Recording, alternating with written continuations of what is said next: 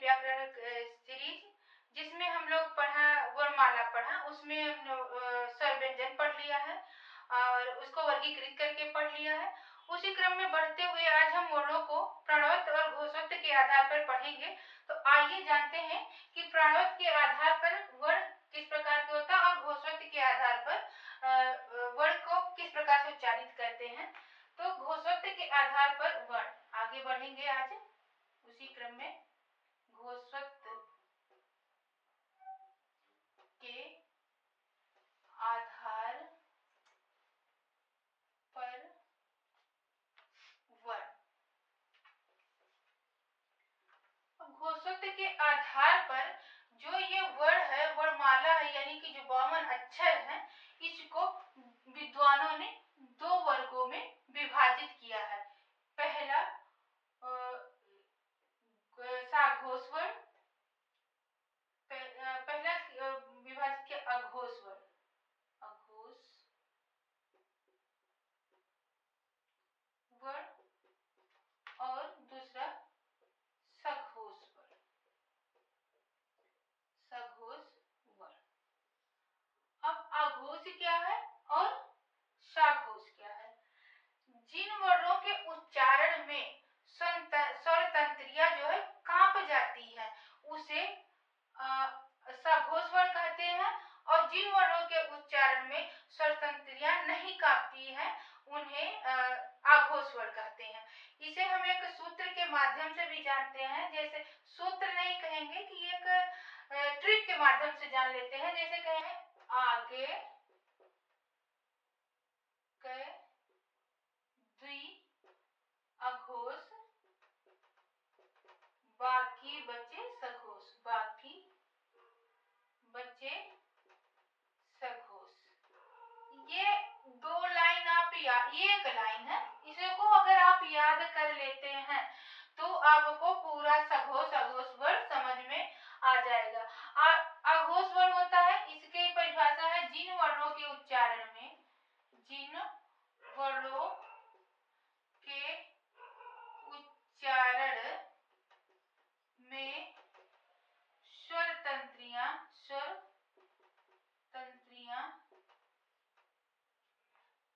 तंत्रियों का कंपन नहीं होता, तंत्रियों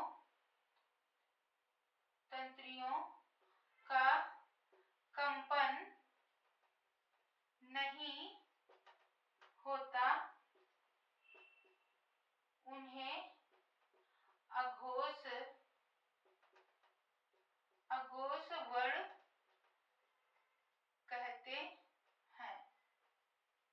अब किन किन वर्णों के उसमें उच्चारण में स्वर तंत्रियां नहीं कंपित होता, तो जैसे कहते हैं कि पहला और दूसरा, यहाँ क्या लिखे आगे के द्वि, द्वि मतलब पहला और दूसरा, और अब इसको पहला दूसरा कौन कौन सा आएगा, यानी प्रत्येक वर्ग का पहला और दूसरा, यानी जैसे हम लोग प्रत्येक वर्ग मतलब वर्गीय अक्षर कौन कौन से हैं, का से लेकर मां तक का वर्ग जो है ये क्या है, वर्गीय है, वर्गीय है। तो का पहला दूसरा, चा का पहला दूसरा, तो यानी का खा, चा छ, टा ठ, ता था, पा और फा, यानी ये पहला दूसरा, यही तो पहला दूसरा हुआ, ये है पहला ये दूसरा वर्ड। और प्लस हो जाएगा सा और सा और सा, ये जो ऊष्म व्यंजन है इसमें का ये तीनों वर्ण जो है वो कौन सा वर्ण है, आघोष वर्ण है, जबकि हा जो है वो साघोष वर्ण है। और एक हो जाएगा आपका फा, ये जो आगत वर्ण का नुक्ता लगा हुआ फा है ये भी आघोष है। तो जो इतने वर्ण है ये क्या है, आघोष वर्ण है, आघोष वर्ण है। ऐसे भी आप याद कर सकते कि आघोष क्या है, पहला दूसरा प्लस वो संघर्षी व्यंजन का जो है सा संघर्षी व्यंजन का सा। किसी भी ट्रिक से आप याद करें बस आपको इतना याद होना चाहिए, पहला और दूसरा और सा सा सा, ये जो 3 वर्ड ये है और ये इतने वर्ड क्या है, संघर्षी है। और इसका जो है इसका परिभाषा है सघोष वर्ण का, जिन वर्णों के उच्चारण में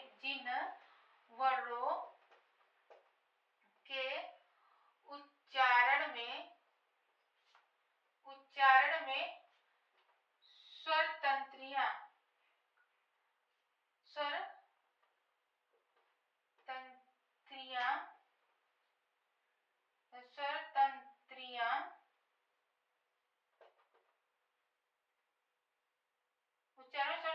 कंपित हो जाती हैं,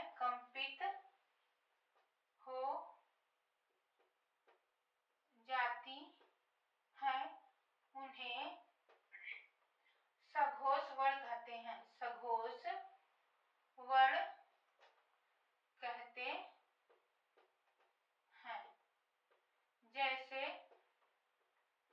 जैसे अब पहला दूसरा जब अघोष है, बाकी बचे सघोष, तो कौन कौन से बचा, जैसे तीसरा, चौथा, पांचवा।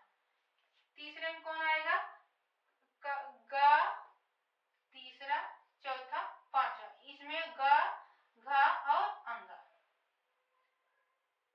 ज, झ और य, ड, ढ और अण, द, ध और न, ब, भ और म। इतने वर्ण तो वर्गीय व्यंजन के हो गए। प्लस हो जाएगा आपका द्विगुण व्यंजन। द्विगुण व्यंजन में कौन सा हो जाएगा, प्लस द्विगुण व्यंजन। द्विगुण व्यंजन में होगा ड और ढ। और उसके बाद हो जाएगा आपका अंतस्थ व्यंजन। अंतस्थ व्यंजन में य, र, ल, व और प्लस होगा हा और प्लस होगा सभी स्वर। सभी स्वर में क्या होगा, आ से लेकर आ, ई, उ, री, ए, ओ और औ। इतने वर्ण जो है ये सारे क्या है, सघोष है। तो इस प्रकार से आप चाहे इस प्रकार लिखे, ये ऐसे लिख सकते हैं कि 12 जो है वो अघोष है और 345 जो है ये सघोष है। और इसके साथ आप जोड़ दीजिए केवल सा को, और इसके साथ अंतस्थ व्यंजन है, हा है, सभी स्वर है, ये जो क्या है सघोष। अब हम लोग पढ़ रहे हैं प्राणत्व के आधार पर वर्ण। प्राणत्व के आधार पर वर्ण। अब प्राणत्व के आधार पर वर्ण कौन कौन से, तो विद्वानों ने 2 भेद किया है इसका। एक तो पहले का अल्पप्राण नाम रखा, अल्पप्राण, और दूसरे का महा। अब अल्पप्राण क्या है और महाप्राण क्या, अल्प मतलब क्या होता, अल्प का अर्थ होता थोड़ा और प्राण का अर्थ होता वायु। यानी जिन वर्णों के उच्चारण में वायु कम मात्रा में यानी थोड़े मात्रा में निकलती है, उन्हें उन वर्णों को अल्पप्राण वर्ण कहते हैं। और जिन वर्णों के उच्चारण में महा मतलब होता अधिक, प्राण का अर्थ होता वायु, यानी जिन वर्णों के उच्चारण में वायु अधिक मात्रा में यानी अल्प के अपेक्षा अधिक मात्रा में मुख से बाहर निकलता है, उन वर्णों को महाप्राण वर्ण कहते हैं। अब आपके समझते हैं अर्थ, उसका परिभाषा लिख के। पहले अल्पप्राण का लिखते हैं, जिन वर्णों के उच्चारण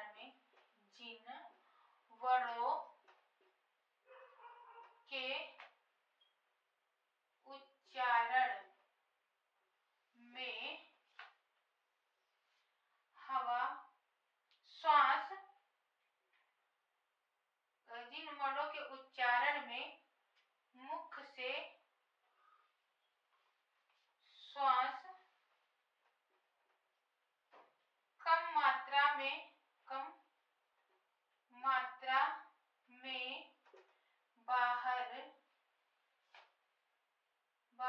निकलता है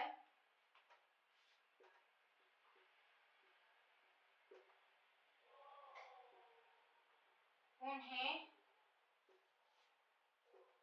अल्प प्राण वर्ण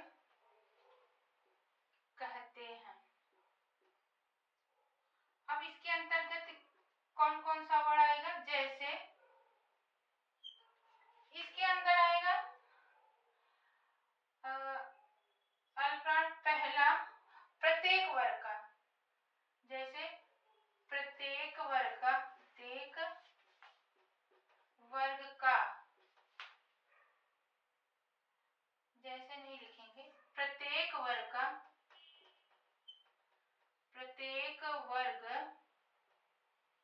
वर्ग का पहला, दूसरा और तीसरा, पहला, तीसरा और पांचवा, और पांचवा वर्ण तथा अंतस्थ व्यंजन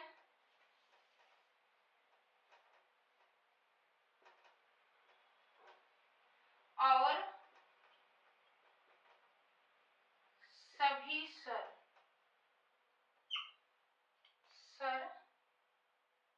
जो है, सभी स्वर अल्प प्राण वर्ग होते हैं, अल्प प्राण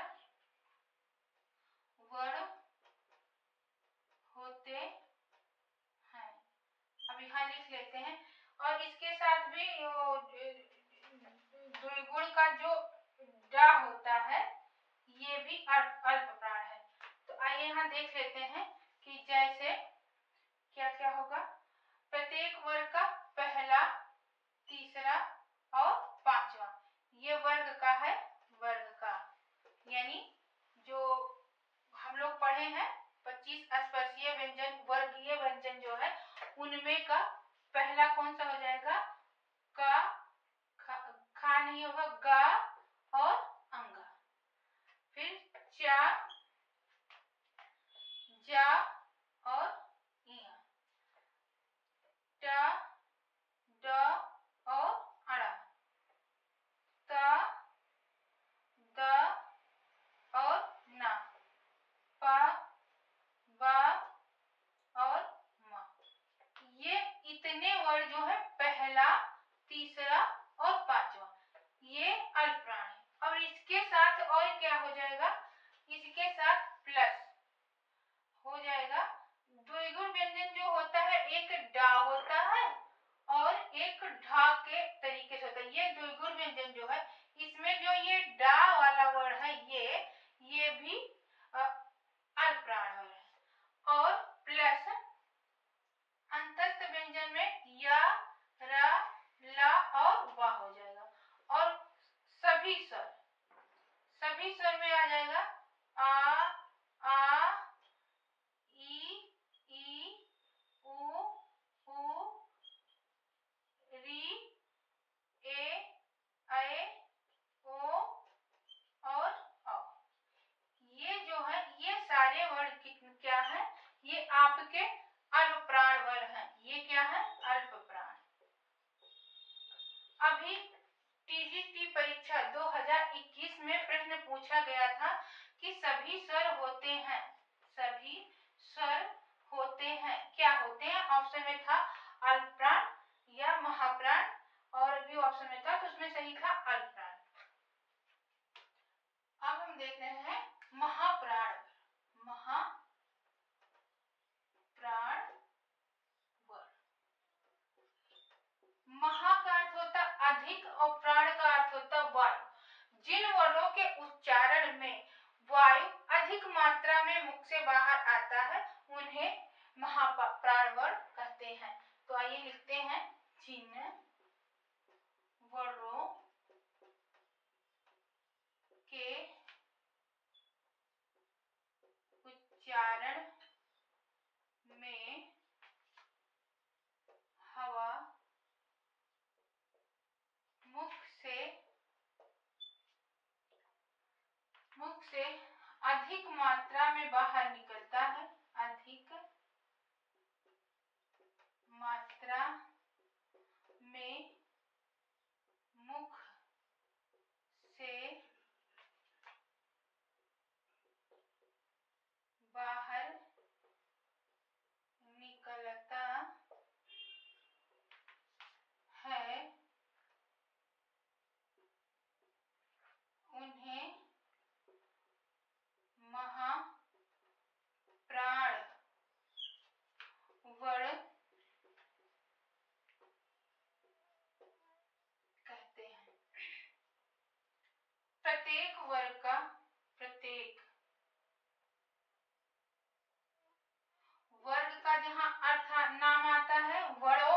अगर वर्ग का नाम आता है तो का से मा तक के वर्ण को समझना चाहिए। और प्रत्येक वर्ग मतलब होता है यानी का, चा, प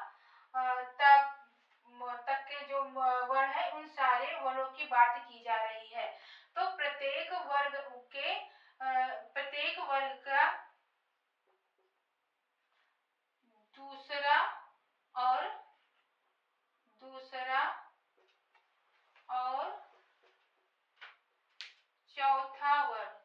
चौथा वर्ण तथा ऊष्म व्यंजन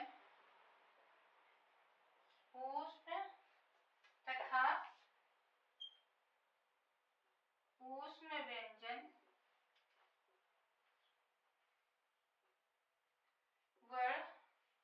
महाप्राण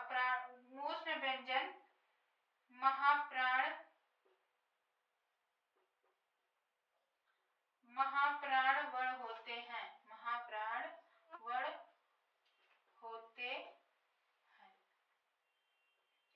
अब कौन कौन सा? दूसरा और चौथा, यानी कि दूसरा और चौथा में प्रत्येक वर्ग का कौन कौन सा अक्षर आ जाएगा? यानी खा और घा, छ और झ, ठ और ढ, और जो थ, ध, फ, ब, भ, भ। ये जो है ये वर्ण और ये इतने वर्ण, ये 10 वर्ण और प्लस क्या कह रहा है? ऊष्म व्यंजन। ये द्विगुण व्यंजन का जो द्विगुण व्यंजन है उसमें एक डा होता और एक ढा होता। तो ये जो ढा वाला वर्ण है ये भी महाप्राण वर्ण है। और प्लस ऊष्म व्यंजन में क्या आता है? सा और श, मूर्धन्य श, तालव्य सा, मूर्धन्य सा, दंत सा और हा, इतने वर्ण जो है ये महाप्राण वर्ण है। इस प्रकार से भी आप लोग याद कर सकते हैं। एक ट्रिक बता दे रहे हैं कि आप किस प्रकार से घोष अघोष को याद कर सकते हैं और किस प्रकार से इजी तरीके से महाप्राण और अल्पप्राण को याद कर सकते हैं। जैसे अब हम लिख लिए यहाँ पर अघोष वर्ण